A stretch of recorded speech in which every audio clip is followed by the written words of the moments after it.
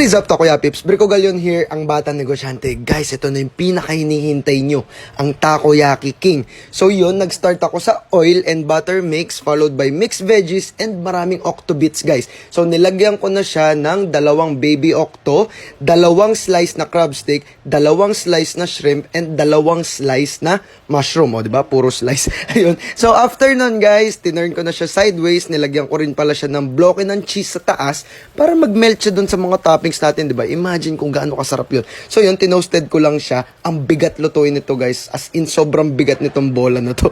After nun, tinappings lang natin with our specialty sauce, Kewpie mayo, bonito, ainori, chili, and yun nga, yung bonito, yung kahoy natin.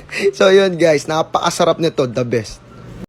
Like this video if you should be doing something else, but instead you're watching TikTok because you downloaded it as a joke and now you addicted.